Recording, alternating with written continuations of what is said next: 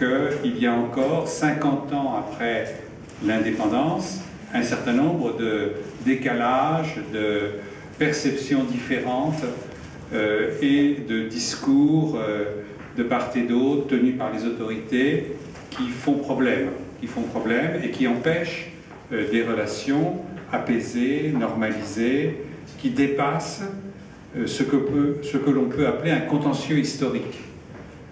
Qu'il y ait eu un conflit, c'est indéniable, qu'il y ait eu un épisode qui a été marqué par la colonisation et par la fin de cette colonisation au cours de la guerre, ça appartient au passé, mais ce passé, on a l'impression qu'on n'arrive pas à en sortir, on n'arrive pas à le dépasser. Et de manière périodique, on pose la question, est-ce que la guerre va se terminer dans les esprits, va être achevée un jour? C'est une question qu'on pose, qu'on a commencé à poser dès les lendemains de la guerre, et que sans cesse, on répète à l'occasion des anniversaires, notamment les anniversaires décennaux qui sont plus marqués par un certain nombre d'initiatives et de commémorations. Donc, est-ce qu'on va véritablement arriver à un dépassement de ce contentieux historique? C'est un peu la question qu'on ne cesse de poser et peut-être à laquelle on va pouvoir enfin trouver un jour des solutions, des réponses. Bon. Alors qu'est-ce qui fait obstacle? Eh bien, avant tout, moi je dirais, c'est la reconnaissance, la nécessité de reconnaître de la part de la France, des institutions françaises, et que ce soit intégré par la société, si tant est que la société, elle n'est jamais monolithique, la société, mais enfin, soit intégré pour l'essentiel par les principales forces, institutions qui s'expriment dans la société, reconnaissance du fait colonial. Du fait colonial, c'est-à-dire de la contradiction qu'il y a entre le principe d'une colonisation, d'une conquête qui a été marquée par de la violence, par des faits militaires, contradiction avec les principes mêmes qu'on a commencé à reconnaître en Europe à partir de la Révolution française de la fin du XVIIIe siècle, aussi bien des écrits de Kant que de la démarche intellectuelle des philosophes français, ou plus généralement des Lumières, qui ne sont pas tous français. Donc c'est l'illégitimité des guerres de conquête et la nécessité pour les nations de vivre à partir de la construction de leurs propres institutions, etc. Donc ça, c'est en contradiction, ce fait colonial, cette conquête.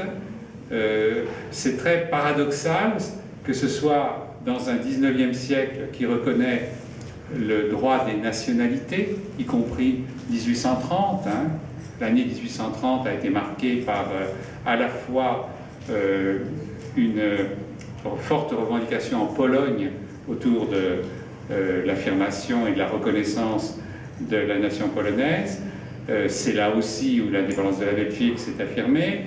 C'est peu après qu'en Grèce se soit formé, proclamé un État grec, hellénique, à partir d'un mouvement de revendication d'indépendance. Donc il y a à la fois en Europe une demande d'indépendance, une reconnaissance de ce fait national, les droits, ce qu'on n'appelle pas encore vraiment les droits des nations à disposer d'elles-mêmes, c'est plutôt un langage du XXe siècle, ça. Mais enfin, c'est quand même ça. C'est les peuples, c'est la liberté des peuples, etc. Donc, il y a à la fois ça au XIXe siècle, et puis en même temps une conquête. Une conquête qui est marquée par un phénomène de colonisation violente. Donc, c'est cette histoire qu'on n'est pas encore arrivé, à mon sens, à regarder, et notamment à regarder dans ce qu'elle a de contradictoire avec les valeurs des droits de l'homme et de la République, telles qu'elles ont été affirmées, notamment, prenons le cas de la Deuxième République, en 1848, lorsqu'elle adopte une constitution, son préambule formule un principe essentiel en ce qui concerne le refus de la République française de porter atteinte à la liberté d'aucun peuple. Et ce refus s'accompagne de la décision de départementalisation de ce territoire qui avait été conquis auparavant, donc 1830, fin du règne de Charles X, bon, mais qui est proclamé plus exactement territoire français sous la fiction d'un statut départemental, mais relevant de lois particulières. Donc il y a vraiment quelque chose qui est assez particulier dans cette histoire française et que l'on a une certaine difficulté à regarder en face, à reconnaître. L'un des éléments qui fait problème est la manière dont, dans l'histoire française, le fait colonial, qui n'est pas propre à la France, un fait colonial qui est partagé par l'essentiel de l'Europe, mais dans le cas de la France, le fait colonial s'est imbriqué dans l'histoire républicaine, sous la Deuxième République, donc, à laquelle je viens de faire allusion, 48-52 en gros, au XIXe siècle, et puis à nouveau sous la Troisième, Quatrième et début de la Cinquième République. Et en s'imbriquant dans l'histoire républicaine, le fait colonial a pris des aspects particuliers. En particulier, notamment, il y a eu l'élaboration d'un discours de justification au nom d'une œuvre civilisatrice, au nom des droits de l'homme, au nom de la nécessité de diffuser la civilisation, etc. Donc il y a tout un discours idéologique qui a été notamment porté par les institutions politiques, par l'école, y compris l'école laïque qui se met en place au début de la Troisième République, et continuait à les prolonger plus dans des sphères peut-être communautaires, privées, et d'un certain nombre de forces politiques. On l'a vu à ce moment-là, on l'a vu aussi un peu à chacune des échéances électorales. Hein. Je pense par exemple à ce fait quand même assez troublant qui est qu'en 81, François Mitterrand est jugé bon de rechercher l'appui d'un certain nombre de milieux, y compris auprès de milieux tournant autour du général Salan lors de sa campagne électorale. C'est sorti peu après et ça a été au cœur de la loi de réintégration dans leur carrière et leur grade des militaires votée fin 81 et promulguée début 82, à laquelle les députés, y compris des députés socialistes, étaient opposés à l'initiative de Pierre Joxe. Donc c'était un peu la conséquence de ce deal, si je puis dire, électoral du candidat François Mitterrand. Bon, à chaque échéance électorale, il y a des tentations qui apparaissent de rechercher des appuis. Et en 2005, cette loi est un peu la conséquence aussi de la campagne de 2002, où vous vous souvenez, c'est Le Pen au deuxième tour, et c'est les efforts, notamment de multiples secteurs de la société française, de faire en sorte que le deuxième tour soit marqué par un score extrêmement réduit, le plus réduit possible, pour ce candidat. Et le candidat Chirac fait aussi des promesses, cède aussi à des promesses qui expliquent, à mon avis, qui sont à la genèse de la loi de 2005, de février 2005. Bon. Donc, à chaque échéance électorale, il y a ce genre de tentation qui s'opère, qui s'exprime, et de jonctions qui s'opèrent. Et on a vu de manière plus flagrante encore, en 2007, à la précédente élection présidentielle, donc le candidat Nicolas Sarkozy allait chercher des soutiens à la droite de la droite et à l'extrême de la droite, du côté justement des nostalgiques de la colonisation. D'où la promesse de mettre en œuvre la Fondation pour la mémoire de la guerre d'Algérie, mise en place fin 2010 aux Invalides, et d'autres manœuvres telles le mur de Perpignan ou des choses comme ça, le centre qui a été inauguré récemment à l'initiative du cercle algérianiste et de la mairie de cette même ville de Perpignan, etc. On pourrait multiplier les faits surgents. Donc il y a une tentation et une réactivation de ces mythes anciens par certaines volontés politiques. Et puis il y a l'extrême droite qui réapparaît en tant que force politique au début des années 80, alors qu'elle avait été laminée à la fin de la guerre d'Algérie, justement, voir les scores de Tixier-Villancourt au présidentiel, et qui, avec le phénomène Le Pen, est réactivé. Donc, il y a cette tentation et il y a cette réactivation. Et il y a une tendance à céder, un petit peu comme à l'époque coloniale.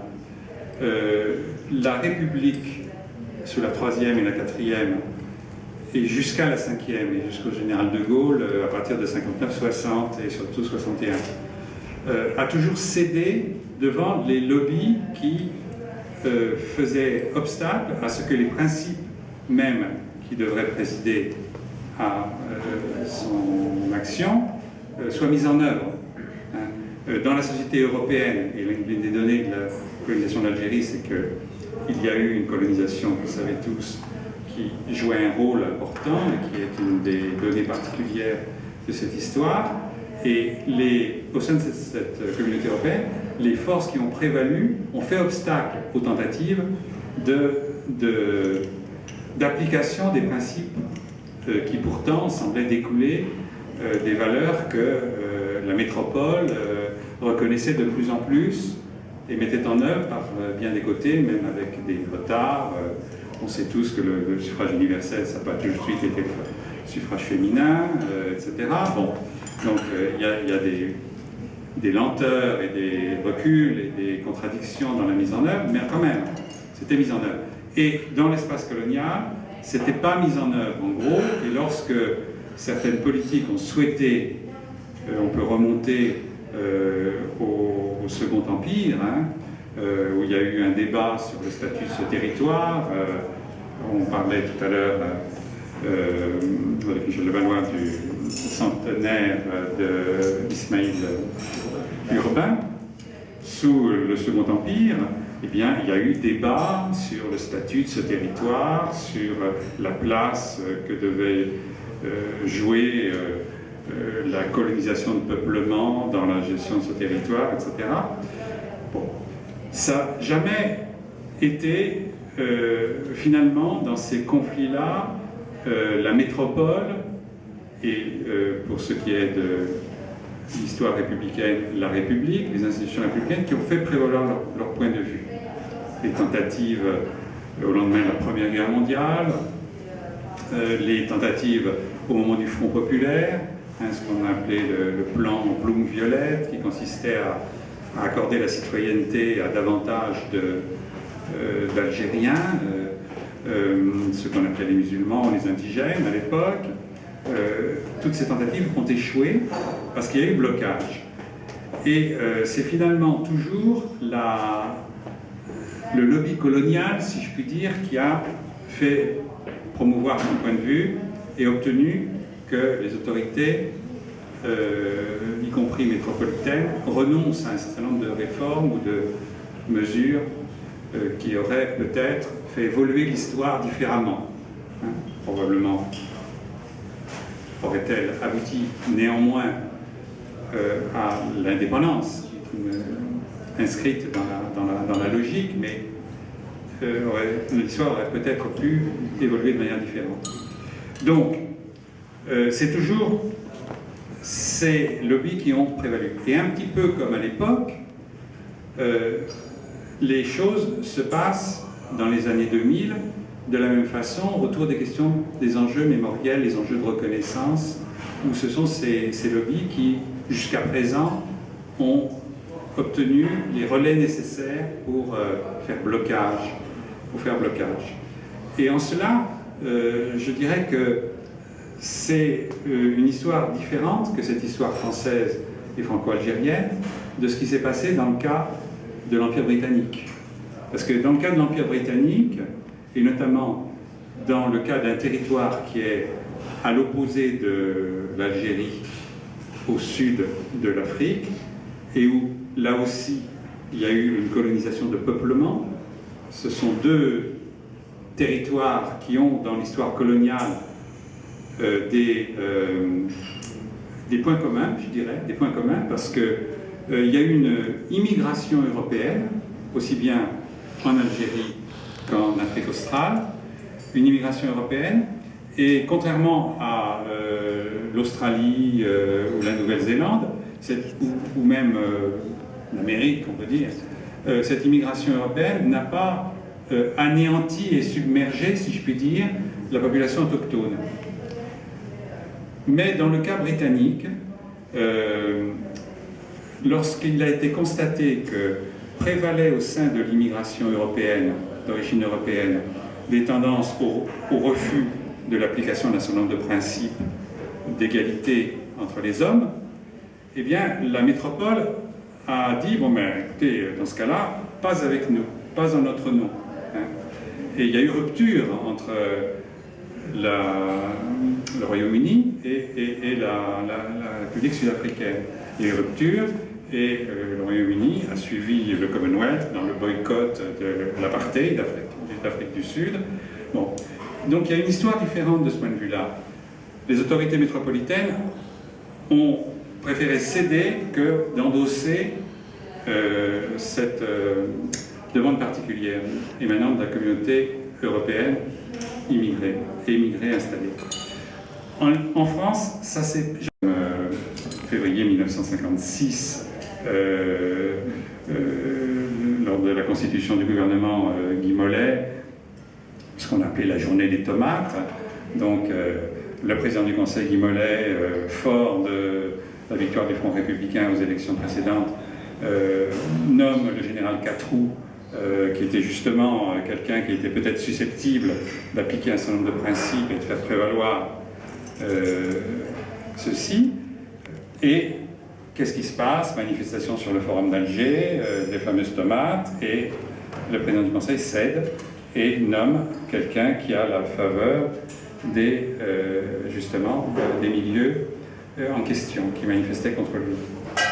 Donc, c'est toujours ça qui a prévalu, et il me semble que la tendance est toujours celle-là dans les années 2000, notamment à travers ces campagnes auxquelles j'ai fait allusion, et ces politiques, et notamment ce à quoi on est confronté, je terminerai là-dessus, maintenant, c'est d'une part le discours présidentiel de Nicolas Sarkozy du refus de la repentance, hein, le terme étant choisi dans un but de dénigrement de ceux qui demandent une simple reconnaissance des faits et réexamen critique de cette page d'histoire au regard des principes.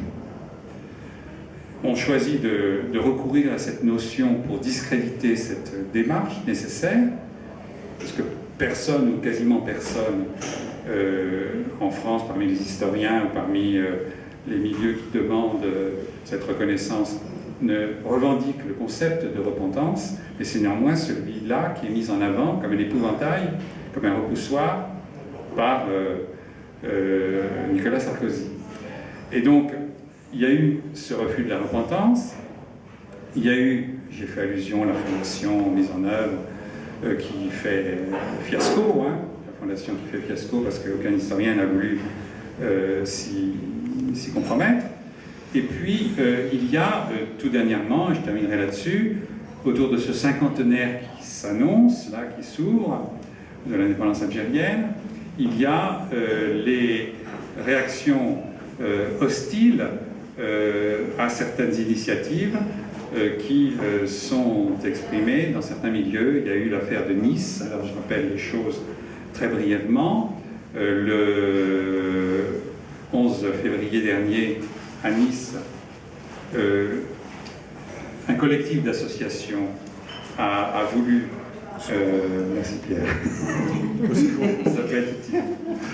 Un collectif d'associations a voulu faire un colloque sur pourquoi une fin de guerre si tragique, et notamment c'était une réaction à quelque chose d'assez scandaleux qui s'était produit en avril dernier, qui était fin avril 2011, donc, à Nice même, à l'initiative de certains groupes, une manifestation commémorative du putsch des généraux d'avril 61.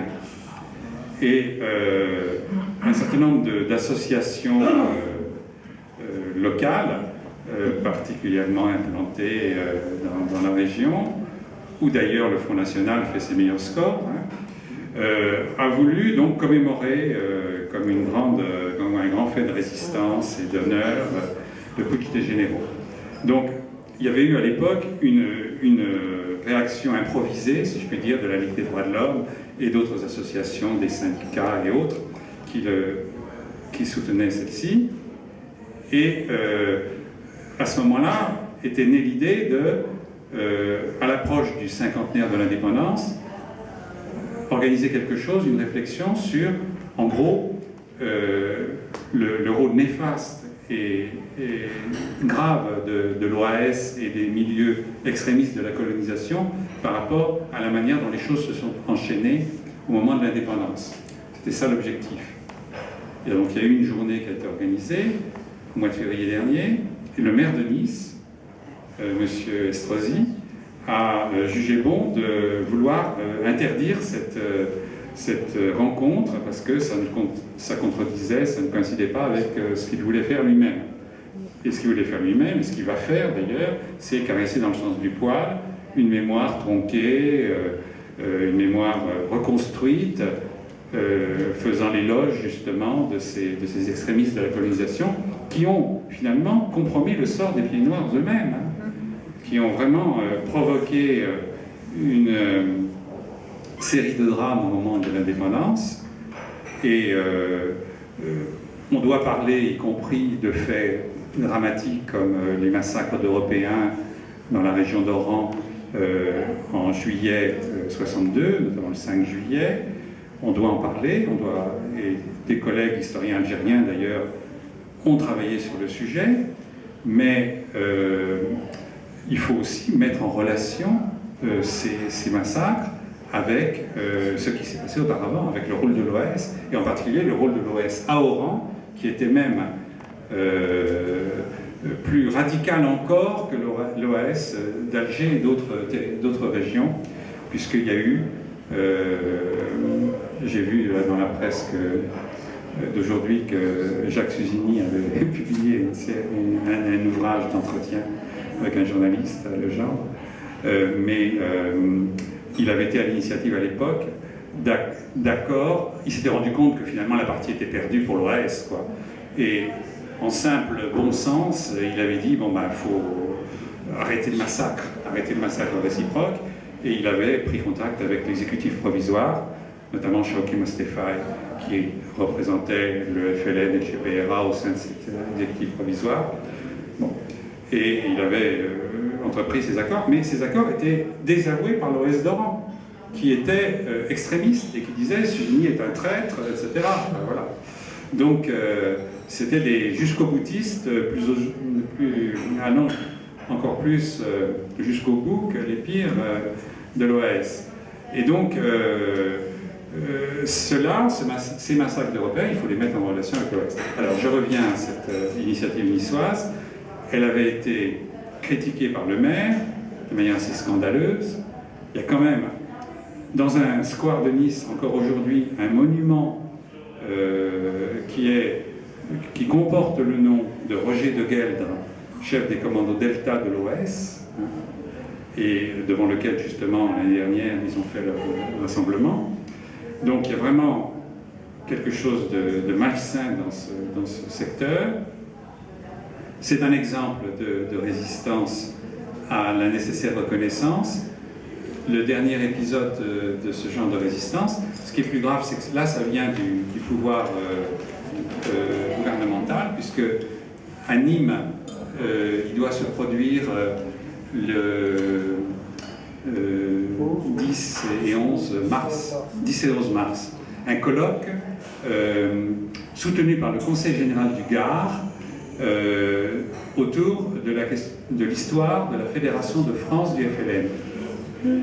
Et un certain nombre d'historiens y participent, des collègues français qui ont travaillé sur le sujet, et viennent aussi d'Algérie un certain nombre d'acteurs et de témoins de l'époque, en particulier Maître Ali Haroun, qui avait été un des dirigeants du comité fédéral. Bon. Et des associations d'extrémistes pieds noirs